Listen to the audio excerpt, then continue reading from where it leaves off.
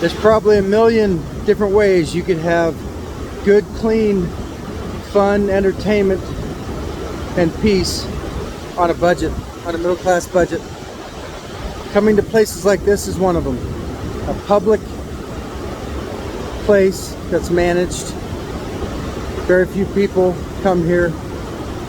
You might, in some cases, pay a parking fee, $5 or whatever, but that's cheap for what you get to do, enjoying God's nature as He intended it, and to be able to leave the distractions and leave the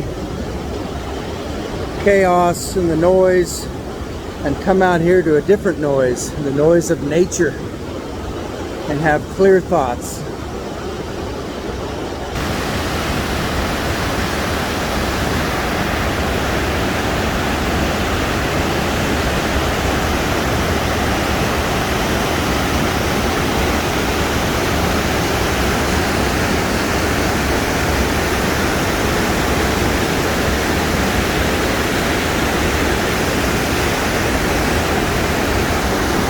Truly a beautiful and peaceful place. Now imagine being able to take somebody, say, that you've argued with on social media about some thing, political thing, social thing, you know, the hot topics of today, racism and all that sort of stuff, the stuff that's turning organizations and companies into billionaires, capitalizing on the emotion and the outrage, including the industries that pretend to be news and are actually entertainment industries that love it when people are angry and divisive, because that's what draws the eyeballs. Now imagine being able to pull yourself and somebody out of that situation, come out to a place like this and sit down with them on a rock, like one of those boulders, and to have a real conversation that matters, because it starts from human to human. How are you today? How is life treating you? What's important to you? What are some things you would like to accomplish in your life?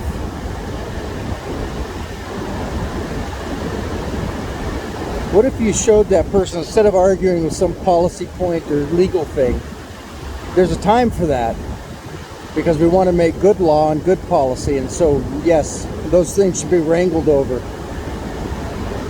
But relationships start first. That's where it should start. With a relationship and humanizing each other, asking them about their desires, what they like, how their family's doing, how they're doing, what brings them joy, what concerns them, and start at that place. Two human beings concerned about each other, and then go, if needed, to the policy and legal and the social stuff, which has always been wrangled since time and immemorial. Western civilization has found a much gentler way to deal with those disagreements and those arguments. We're not as apt to cut each other's heads off or blow up each other's houses. But a lot of angry rhetoric, a lot of angry words, distrust, zero-sum games. So in a way, as noisy and terrible as it is, we've still innovated a better way to solve problems. And let's pray to God we never go back to the way things have been so often in human history. And I believe it could start in places like this, with conversations that humanize each other and show that you're just people who care. And you might be amazed at how much you have in common.